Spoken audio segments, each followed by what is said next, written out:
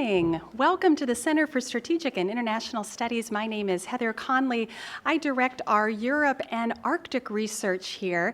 And despite how busy Europe has been keeping us lately with important elections and referendums, we are absolutely delighted to refocus, if you will, on a very important region, the Arctic. And I can think of no other person who is able to best give us an important update 8 days before the U.S. Ends its chairmanship of the Arctic Council with the Arctic Council Ministerial in Fairbanks, Alaska. We are so delighted that the Commandant of the Coast Guard, Admiral Paul Zukunft, is a frequent visitor here to CSIS, whether it's our security forum, giving us an update on the Coast Guard's overarching strategy, or coming here to CSIS and giving us an update on the Coast Guard's Arctic activities. We are so fortunate to have such a visionary leader during uncertain times, and I think we all felt in March when we got some early news of a perhaps near-death budget experience for the Coast Guard. We're happy to say that, as Mark Twain would say, that the announcement of that death was a little bit premature. But what I'm so grateful, Admiral Z, if I may, you came out swinging. You were very clear about that the Coast Guard was being left behind in that budget, and you said it was time to put the Coast Guard into the limelight. Well, I want to welcome you to the CSIS limelight, and we want to hear your clear message about the importance of the Arctic to the United States. Colleagues, please join me in welcoming Admiral Zukunft.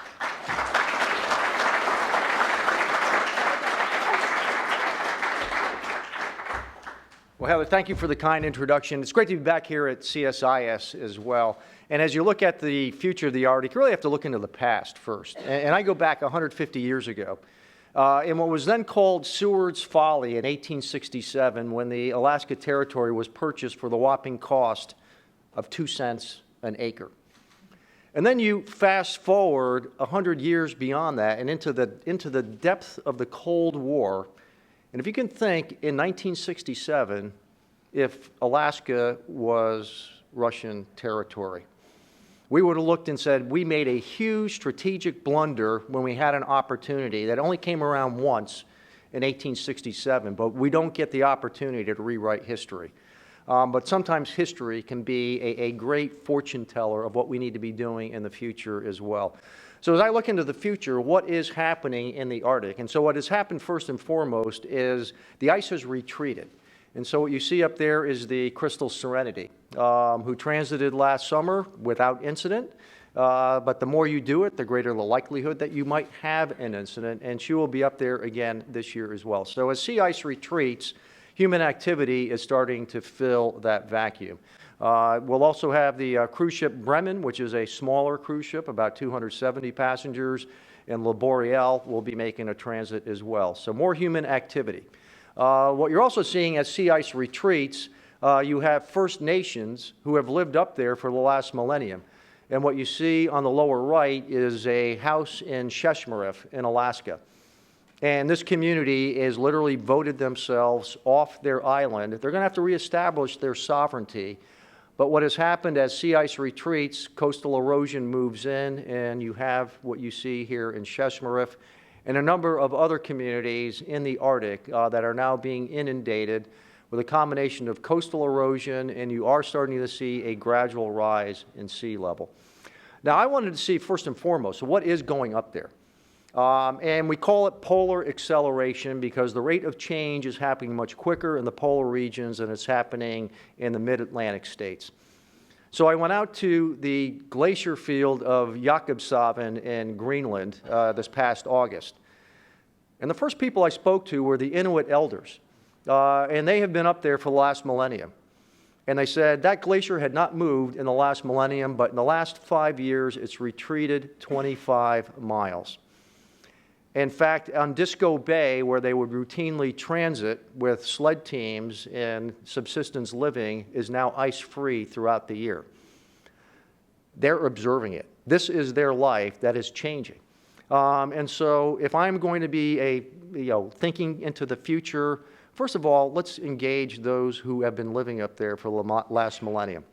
Our Coast Guard up in our 17th district in Alaska have a very aggressive outreach with the Inuit elders as well on the North Slope of Alaska. And again, they're seeing their life change as well. And of course, as sea ice retreated, about 1/3 of the world's natural gas, and it's estimated about 13% of the world's oil is up in the Arctic as well. And so we had an executive order that was recently signed. The real issue right now with offshore drilling, and especially up in the Arctic, is really less than $50 per barrel oil does not make it profitable to harvest oil, perhaps at this point in time. But where we're going to be 10, 15, 20, 150 years from now, I can't say with any degree of certainty, but I would certainly look at the oil and gas that is up there right now, our world strategic reserves, unless we become a fossil-free world into the future. And you see more competitiveness to extract that oil because a lot of that oil is what I would call our extended continental shelf, which is about the size of the state of Texas, which is beyond our 200-mile limit.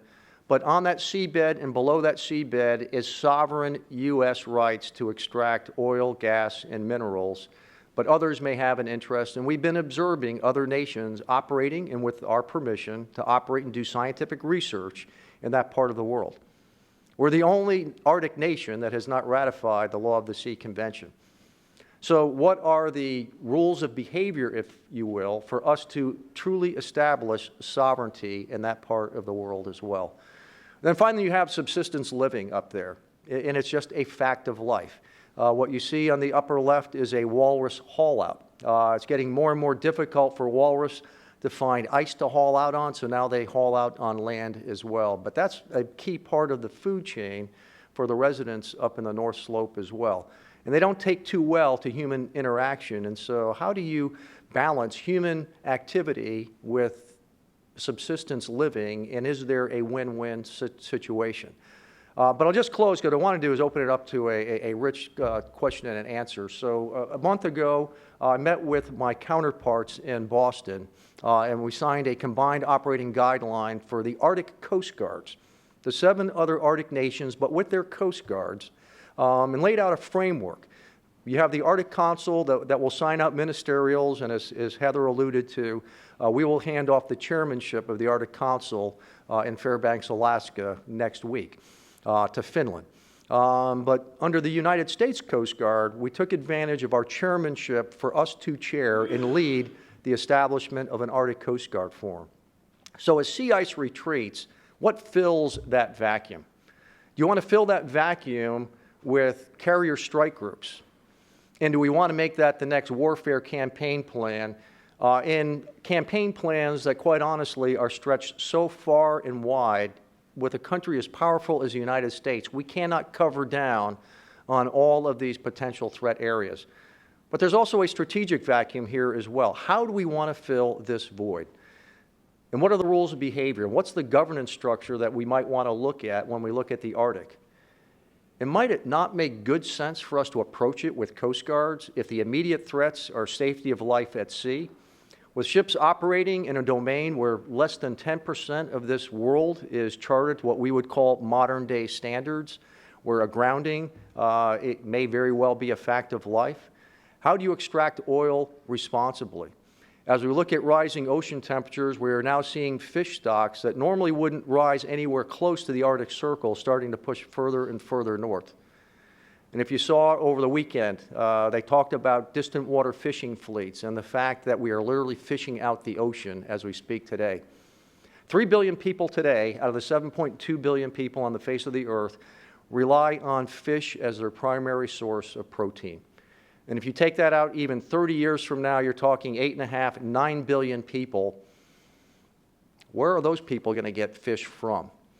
As we look at even off the coast of Senegal, areas that had not been fished are being fished by these distant water fishing fleets. Do they now push into the Arctic as well? What's the governance structure and what does it require to be there? We could write great policy, but if you do not have presence to exert sovereignty, you're really nothing more than a paper lion. And so that's why I have been advocating that we as an Arctic nation need to invest in the Arctic as well. When we finally sign out the 17 budget, I'm very encouraged. We have already awarded industry studies to build the first of 6 icebreakers, and there's $150 million to really get the show on the road so we deliver the first of 6 by the year 2023.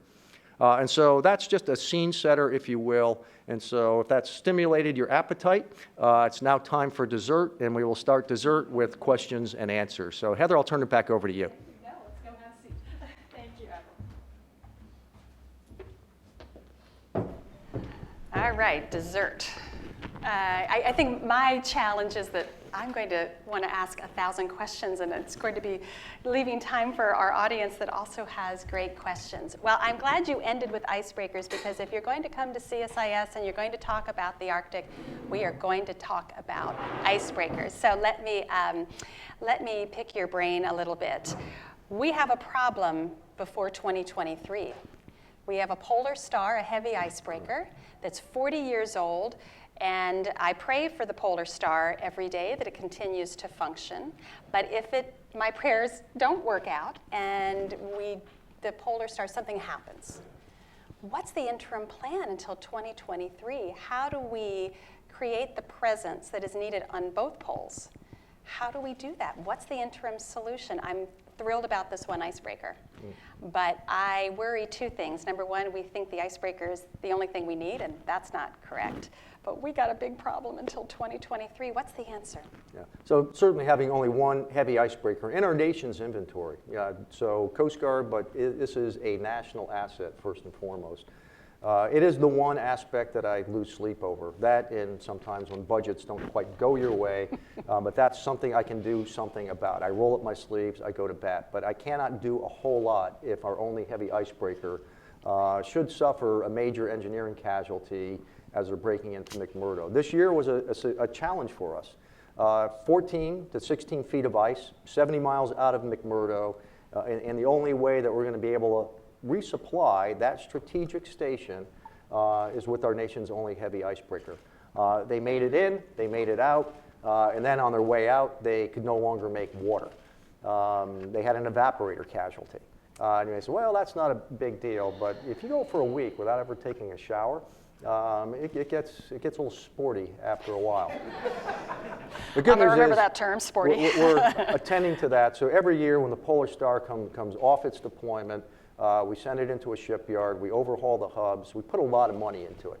And from a business case, you would never maintain a ship in that fashion, but when you only have one, we're putting a lot of maintenance funding to make sure it can do the mission the next year. Where it really takes the toll, though, is on that crew. Because they're not in their home port, they're in Mare Island, San Francisco, so they'll spend 300 days this year away from home. By the time we button everything up, they'll go back to Seattle, they'll do their initial trials, and then they're gone again. And so we've been doing this repetitively now, and we'll be doing it out to 2023. I spend a lot of time with this crew. It's hard to get them on Skype, but we do get them on a teleconference when they're down there. They love the mission. But if you're going to burn out this generation of ice captains and ice sailors, you can build ships. But if you're not building the human capital that goes with it, you're really standing into danger as well. So as we look at just not building new ships, what are you doing to grow the competency as well to operate in this very harsh operating environment? I've driven a lot of ships in my life, but I've never collided. And if you collide, it's the end of your career. But they live a 24-hour life of colliding with ice 14 to 15 feet thick.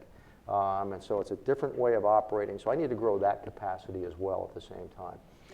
So there's been discussion, and the Coast Guard's been looking at the mothballed other heavy icebreaker, the Polar Sea, reviving that as a possible interim solution. Can we borrow others' ice if we would need additional capacity? What would we do? We're not going to build this thing today. So we put a lot of effort in, can we reactivate the Polar Sea? Right. And the answer is no. Okay. We actually pulled a lot of parts off of the Polar Sea to make the Polar Star operational. And then a lot of these parts are obsolete. So we looked at what is the floor of what it would take to reactivate the polar sea. And it's probably somewhere in the neighborhood of $300 million at the floor. And the scary part is we don't even know what that ceiling is. And then at the end of the day, we don't even know how much time you might even buy. And so if you're talking of a $500, $600, $700 million proposition that might only buy you 2 or 3 years, if you've ever owned a 30-year, 40-year-old car, and maybe you just fell in love with it, but the transmission's falling out, it needs to be re-engined, it's got body rot, it's time to buy a new car.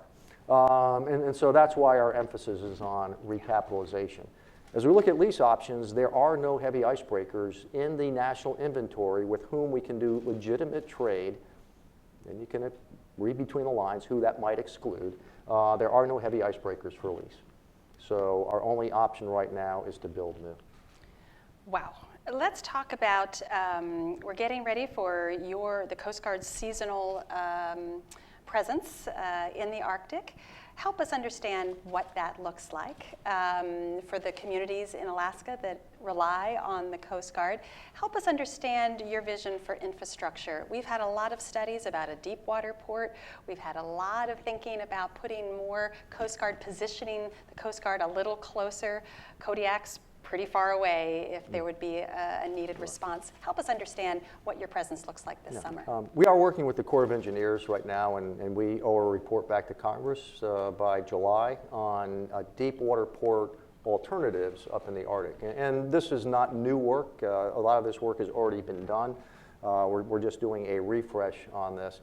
But when you start looking at deep water ports, you have to look at, well, what is the intermodal connectivity? Just having a deep water port that doesn't connect to a highway or a rail system or have an air hub nearby, it's kind of a dead-end street. Yeah. So you need to look at not just from a port aspect, but now what do you have intermodally so you can truly take full advantage of a deep water port. So we've got that study that is ongoing as well. Then you look at, what other interest might there be in shipping? As sea ice retreats, do you start to see an increase in transit shipping across the Northern Sea Route, the Northwest Passage? Still very unpredictable. And if you're working in a just-in-time inventory environment from a commercial shipping aspect, you probably don't want to, ply your trade in an area where you may have to, show up late because of fog, because of ice, unpredictable conditions. So you have that unpredictable. So until it connects with the commercial sector as well, I think it'll be a while yet before we truly see a viable deep water port option. The game changer will be what happens with oil and gas exploration. And with that, what happens with the price point of Brent crude oil, and does it get to, and does it hold at $80 a barrel or more? Because you don't have to go back but a few years, and we had oil trading at over $100 a barrel. And now we can barely get that over 50, and then it resettles, but we haven't seen anything above $55 a barrel in a couple of years right now. I'm not an oil and gas expert, but certainly they're in the trade of making money, and if it's not profitable, it may be some time yet. But when they do show up, we, Coast Guard, better be ready when they arrive. Well, even though there may be a limit to interest in exploration in the American offshore Arctic, clearly Russia has a very robust economic strategy for its Arctic, of which oil and gas and the energy is key, focusing on the Yamal LNG mega project. We are going to see particularly Chinese LNG carriers potentially as that grows and some of their more northern fields begin to produce, as we're seeing this year. There is going to be some additional traffic, maybe not extensive.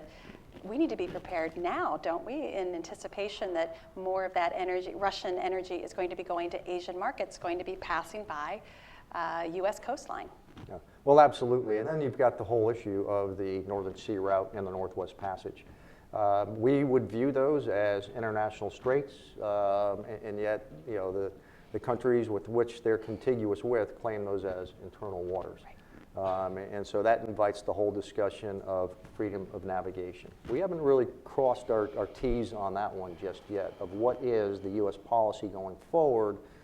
We talk about the 9-dash line, the East China Sea, South China Sea, but what about these two bodies of water as well? So that is a strategic challenge for us today and into the future as well. But on the other hand, as much as tensions between the United States and Russia have increased since events over Crimea and Ukraine in 2014, District 17 has a great working relationship with the Russian Federal Security Bureau. Certainly as we look at joint operations for the Bering Strait, help our audience understand the day-to-day, the pragmatic, and then on top of that, we have been trying, or at least the Coast Guard's been very interested in trying to introduce a vessel traffic management scheme for the Bering Straits, or those highways, to make sure we prevent accidents. We have to have agreement with Russia to jointly manage that. How is that going? What are your predictions for that? Well, let me just, I mean, it's not atypical, but typical of last week. Russia Border Service alerted us that they believed that there was a vessel transshipping fish from its EEZ and then selling it here in the United States, which is a violation of the Lacey Act. They alerted us. We boarded the ship in Dutch Harbor. We found their fish holds were empty. But we reported back to Russia, said, okay, thank you for the tip-off. And we provided them facts, figures, photos of the vessel, and said no indication that this ship is operating in violation of the Lacey Act to protect their sovereign interests in their EEZ. We do it in real time, sharing information. They said, here's the ship. We know where it's at. It wasn't on our radar. But it was as soon as Russia alerted us to that fact as well. We're in dialogue with Russia as they're looking at production platforms up in the Arctic of what safeguards do you put in place for security. As you may well know, they had Greenpeace board one of those platforms. They took those folks into custody. Yes, they did. Greenpeace has not been back there since. But also, what are they doing environmentally? If they were to have, a loss of well control up there as well, what are their response protocols, and what risk factors they take into account? A lot of times we look at Deepwater Horizon, which was 7 years ago. In deep water, in shale, high pressure, and now you've got a better geological structure up in the Arctic, low pressures. Sometimes you actually have to pump pressure in order to extract product from. But there's this image that these are floating time bombs, if you will, when it comes to drilling. We're also reaching out to the Norwegians as well, who have similar technology and also probably state-of-the-art technology when it comes to removing oil in an ice environment. So we're doing that outreach with our Coast Guard equivalent counterparts at the principal level. So in January 1st of this year, implementation of the Polar Code began, something that had been in progress to get those important safety standards for ships. Help us understand how that works practically. So how do port control states, how do we, again, signaling either with the Russians as we're looking at the Bering Straits, help us understand, is that a big impact for what the Coast Guard is doing, or we haven't seen anything quite yet? It's very early days. It's a good question, Heather, because it really begins first and foremost with domain awareness.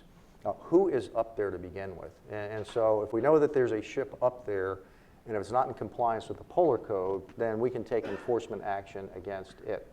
So next year, we will be launching the first of several satellites dedicated to the Arctic, primarily for search and rescue, but it will provide us that degree of domain awareness. So if there's a vessel that is not in compliance with the Polar Code, then we can do something about it. But until such time, we may have ships transiting that we don't have knowledge of. And no flag state wants to find itself under port state control sanctions because there is a trusted trader approach, if you will, that comes to shipping. And certainly the flag states are incentivized to be in compliance, and in this case with the Polar Code. But until such time we have that domain awareness, we're somewhat dependent upon whistleblowers. And we do get a number of them when it comes to MARPOL violations, discharging oil at sea, bypassing oily water separators and the like. And we provide them an award for providing us that information. And the fines are significant, in the tens of millions of dollars. And so certainly it's in the flag state's best interest to be in compliance, but right now our best check and balance is a whistleblower. When we have that domain awareness at that point in time, we will be in a much better situation. One country that is certainly taking a more increased economic as well as scientific interest in the Arctic is China. Now, obviously, they're part of the North Pacific Coast Guard Forum. They are not part of the Arctic Coast Guard Forum. But have you seen or observed sort of where you're seeing your Chinese colleagues looking northward and being a little more proactive in the Arctic? Well, China certainly takes an approach as a non-Arctic nation that the Arctic is part of the global commons. As you may know, Russia is making sovereign claims that their extended continental shelf extends all the way up to the North Pole.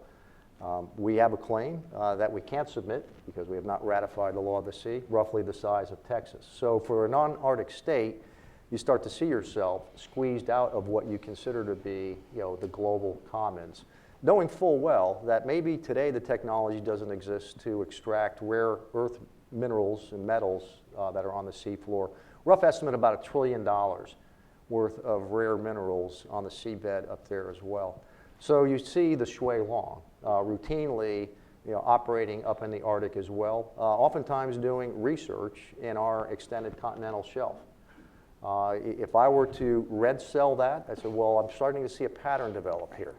And I see this pattern where China is repeatedly present in this part of the world, and then at some point we decide, okay, we've ratified the law of the sea, hypothetically. We claim this extended continental shelf, hypothetically. This goes through the international procedures, and if China says, well, this is part of the global commons, and we have been operating up here for X number of years, historically. So what might that do to invalidate our claim as well? So I just look at that long term of how this might play out, and again, the urgency of ratifying the Law of the Sea Convention. So all of this, to me, speaks of the need for strong advocates within the United States government in different agencies to help get us to a greater leadership position. I know you're doing the Lord's work and talking about the need for 6 icebreakers and getting that enhanced domain awareness. Where are the other advocates across the government? A new administration, we're 100 days. I know these are early days, but I'm straining to find advocates. In confirmation hearings, certainly Secretary Mattis was asked about the Arctic more in a military context. Secretary Kelly, been very focused on the southern border. Help me understand who is advocating, in addition to you, for the Coast Guard, for American leadership in the Arctic. Yeah, well, in the Senate, we do have the Arctic Caucus, yes. and certainly the key 3 people there are Senator Angus King of Maine, Senator Murkowski, and then Senator Sullivan of the Alaska delegation. They have been out in front of this. We were actually here last year, and I forgot what the lottery was up to. We had Senator Murkowski say, she bought a lottery here's ticket my lottery for the ticket, icebreaker. and if I win, I'm buying an icebreaker. Okay, so prayer and lottery tickets. All right, we're working on it. It's not a good plan. But no, I think when you talk about, in the political field, if you will, all things are local. And where it's most local are which states are most affected. And clearly, Alaska is at the forefront, and certainly Alaska delegation, and not to exclude Congressman Don Young as well, staunch advocates on Arctic policy, and going back to Seward's folly, we cannot take our eye off this ball. Right. But I didn't hear you mention anyone in the executive branch. I won't name names, Okay. but I did meet with one of the key advisors to the Trump administration, and we spent an hour last week talking about the Arctic. And they understand it. They understand that it's good that you have a U.S. Coast Guard that's a military service. Because what if the complexion changes in the Arctic? Clearly, we want to approach it from a Coast Guard authorities piece, but what if it changes? We know Russia is probably going to launch 2 ice-breaking corvettes with cruise missiles on them over the course of the next several years. And we're not building anything in the Navy's surface fleet to counteract that. So what might an icebreaker of the 21st century need to do? You might want to reserve space, weight, and power where you have an offensive and a defensive armed capability as a military service. So recognizing we're a military service, and so what if this becomes a more militarized domain? What do we get a head start with?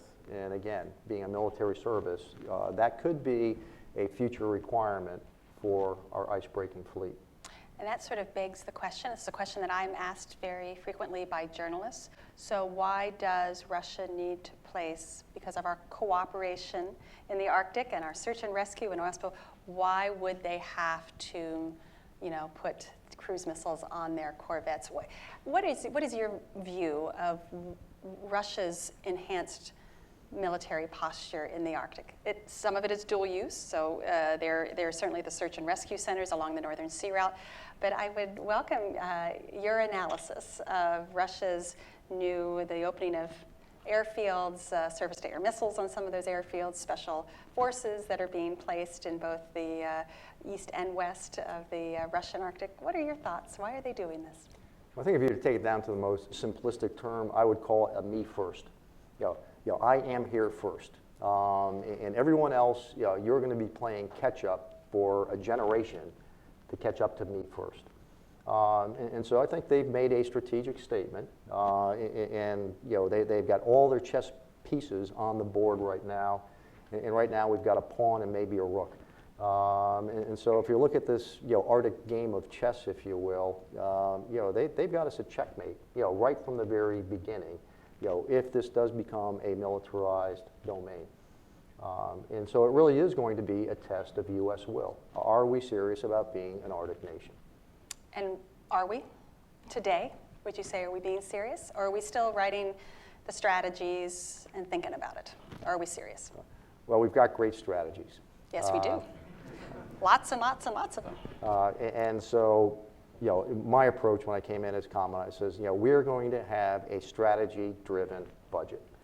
We oftentimes get budgets, it's never what we need, and then we have to go back and say, okay, well, what are we going to do with it? So instead we said, well, let's first have a strategy, and let's make sure that there's a White House strategy that it aligns with, and then use that as a mechanism to leverage resources. So the good news going forward is we've got tremendous bipartisan support to recapitalize our icebreaking fleet. And right now it is a program of record for 6 ships. There's money now, once the bill is signed in the 17 budget, to start moving out. We've already got 5 shipyards out there looking to design the first one so I can splash that first new icebreaker in 2023. And once you start that, another one right behind it, and behind it, we can't build one, wait 10 years, build another one. So with that you need, and I've testified on the Hill to say, I need a floor, but a repeatable acquisition budget that will allow me to do this. But we've seen wide swings in our budget, and that translates back to our shipyard workers. We have not invested in this technology in 40 years. We can build these ships right here in the United States with U.S. steel, by the way. And so I think this is a great economic stimulus for our country as well that has great return on investment, but we need to be producing these at a fast, reliable, repeatable rate. The good news is we've got great requirements. The funding is in the Navy's budget right now. And we have a great rapport. We've stood up an integrated program office with the Navy, and so we're moving out as briskly as we can, which is why I'm challenging us to build the first one by 2023. There's a lot of criticism of, we'll spend 10 more years doing a study, and it takes this long to build a ship in the United States. In my kitchen, there's a picture of Rosie the Riveter cranking out a Liberty ship every week, when we were at war. We're not at war yet, but I go back to you only have one national asset. The sense of my urgency, and at the national level, we all have to appreciate the sense of urgency of why we need to recapitalize this aging fleet of ours. Well, and I think the thing that strikes so many of us as we've been watching this for many years is that what you don't want is a crisis and the lack of U.S. capabilities to be the catalyst to get you moving, but you almost feel that there has to be some tragedy in order to focus the minds to get this done. And I think your comment that in some strange ways, it's normally the executive branch that is leading a reluctant Congress to budget those resources. In some ways, I think watching this over the last decade, it's been the opposite. It's been a bipartisan congressional effort to say, get a move on, we need these capabilities. And that's a little bit of a different twist, I think, to our approach here. One last question before I turn this over to the audience. In the Arctic Coast Guard Forum, you've been doing tabletop exercises. I understand there's going to be some live exercises. What you could tell us, what are you seeing as you're working with the Arctic Council members, your other Coast Guard colleagues? What are some of the ahas that are coming out of these exercises, and both the, wow, this is working better than I thought, and the, oh my goodness, we don't have what we need? Could you share with us? So we did a live exercise last year in Nome, Alaska, before the Crystal Serenity came through there. And so we worked with the mayor and the villagers in Nome, and we had Boy Scouts. We were going to have 200 role players to play victims of a ship stranded in ice, hypothermia, and so forth. To stress the emergency response system. And they said, we don't need 200. 20 would overdo it. So now you're dealing with 1,500 passengers, and they're saying 20 would overwhelm us. Wow. So that was the initial aha moment. As you get into these remote areas, there are no trauma centers. And so, Friday I will be flying out of St. John's, Newfoundland, with our International Ice Patrol. And we've been doing this since the sinking of the Titanic back in 1912.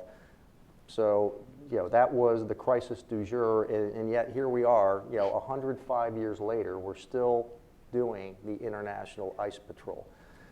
So you don't have the Carpathia that came to the rescue of the Titanic, and as horrific as that was, it would have been even worse had not Carpathia come to the rescue. There are no Carpathias up there. There are no Coast Guard cutters up there right now. So if you have a catastrophe, the communities do not have the resilience, do not have the capacity to do that, and we're not going to be there. That would be that black swan event, if you will.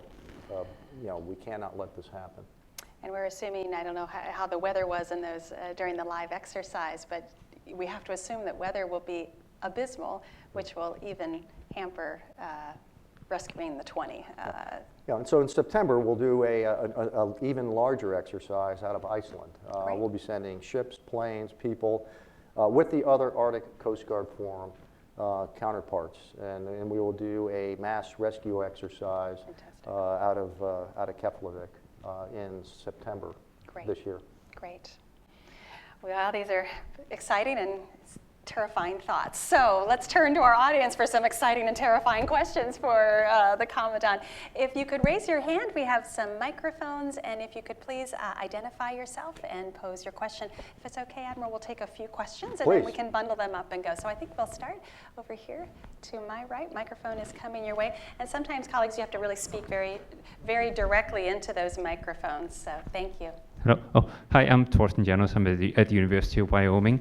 I was just wondering, do you have any idea how much information technology like satellites and more, whole communication, how is that going to change your work? Because you're going to have access to a lot more information. So is that going to help you optimize your resource use, kind of? Or how is it going to change your work, I guess? Our biggest challenge right now in the Arctic is bandwidth, and a lot of our communication satellites are literally on the horizon, which are really not configured for high altitude operations. So if you do have any contingency up there, it's all about communications and connectivity, and not just internal between the United States, but also with our other stakeholders as well.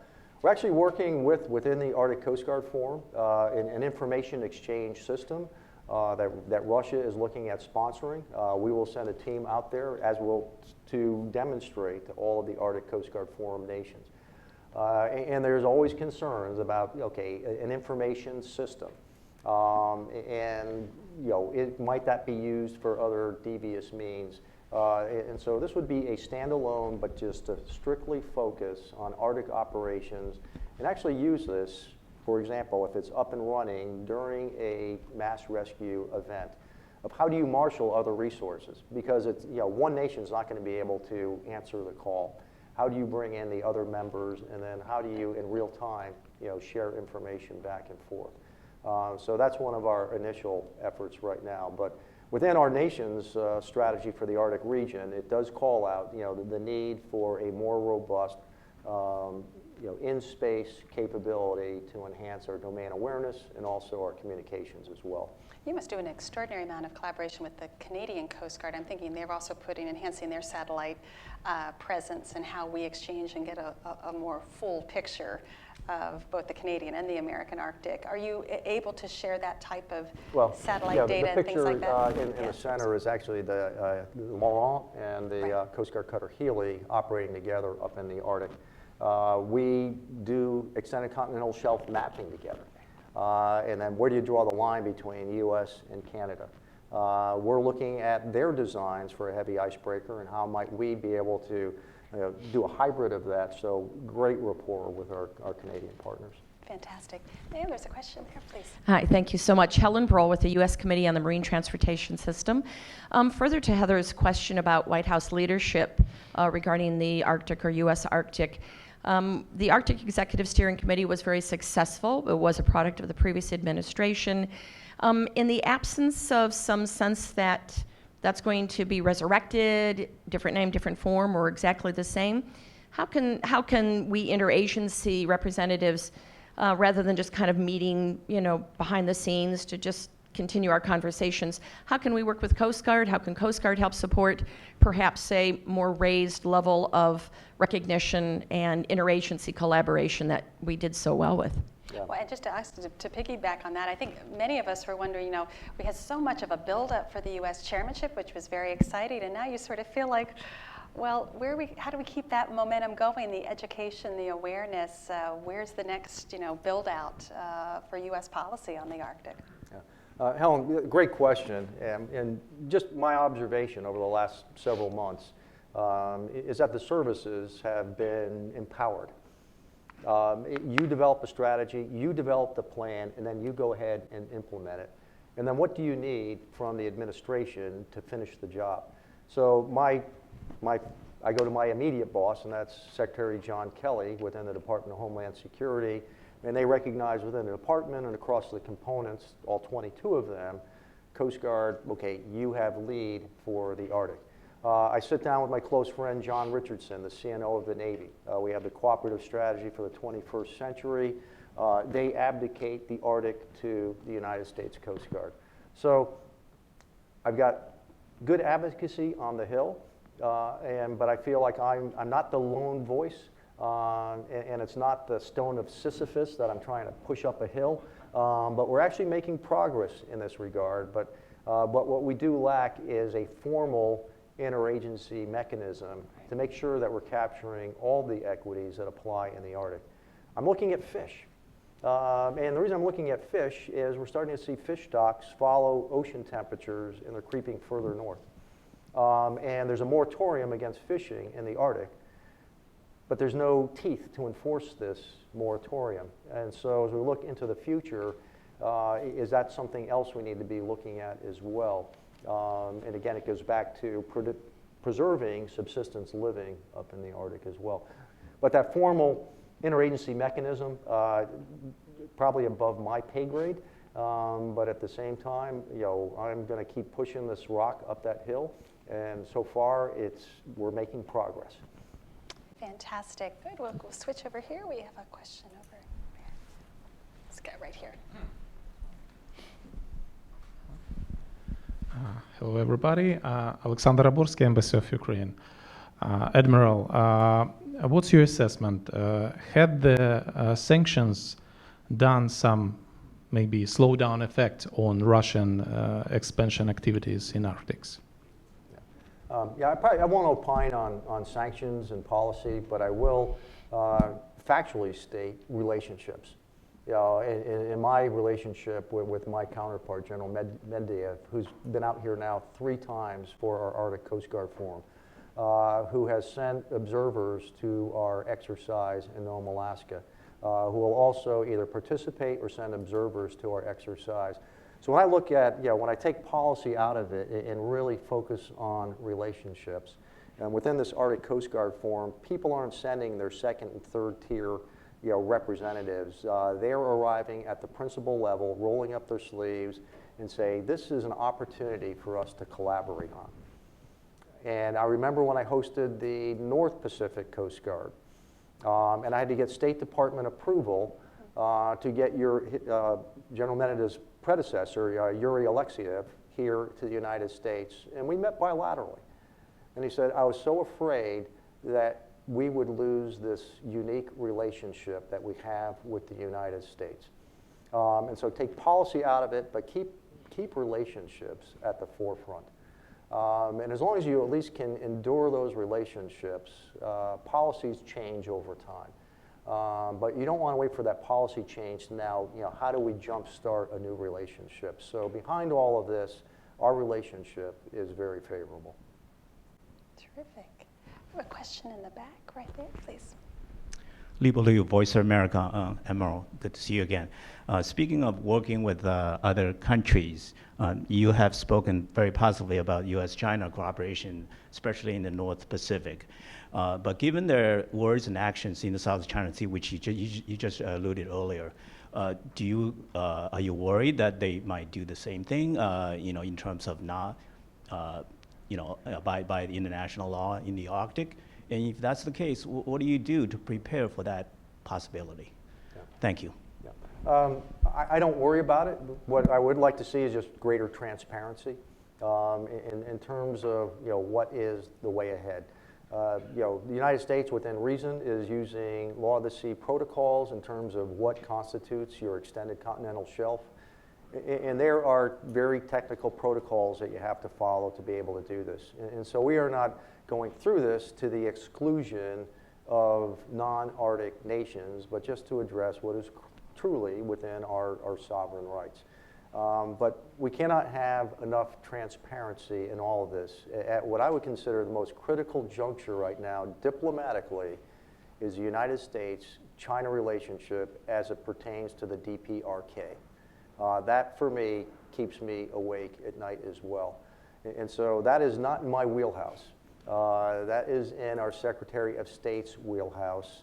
And I give him tremendous credit and all the accolades in the world as we look at what are the most critical threats to this region today. And that is our most critical threat is the DPRK. Can I ask a question? And the observer question triggered it. Can other nations observe the Arctic Coast Guard Forum exercises? So could the Arctic Council observer members participate in the forum? Has that ever been addressed? I'm just wondering if we need search and rescue capabilities, and if the Chinese, as they're building their second icebreaker, if they are you incorporating non-Arctic Council members into these exercises in any meaningful way? Yeah, I would put our Arctic Coast Guard Forum in the, if we're crawl, walk, run, we're getting ready to walk. Okay. The good news is in a year and a half, we are probably the equivalent of what took 6 years for the North Pacific Coast Guard Forum. We took a lot of those best practices and we've been able to accelerate the timeline to we have combined operating guidelines, doing live exercises. But we want to make sure that we've got our house in order before we bring in observers and then grade our homework. Yeah. So we're not quite there yet. I think that would be the next step as we look at the observers on the Arctic Council. Do we then open up the Arctic Coast Guard Forum activities to observers from like observers of the Arctic Council? And again, the relationship between the Council and the Arctic Coast Guard Forum, they're not necessarily mutually exclusive, but for the ministerials and the treaties really that are coming out of the Arctic Council, we really look at, those are the must-dos for the Arctic Coast Guard forums, but it may extend even further beyond the safety and environmental aspects of the Arctic Council, and we may need to address the security aspects of the Arctic as well, which the Council does not address, but this Arctic Coast Guard forum can. Yeah, absolutely. One of the Coast Guard's great missions in the Arctic, and certainly the Healy is at the forefront, is supporting science in the Arctic and scientific missions. The ministerial next week will sign an international science cooperation agreement. Are you concerned, sort of getting back to budgets, and it's not certain how the Trump administration will view broader science and continue to financially support science in the Arctic? Any sense of where that would adjust either the Healy's activities and your summer work, and how is the Coast Guard going to continue to promote strong science in the Arctic? You know, we still probably don't, we know probably more about outer space than we do the Arctic.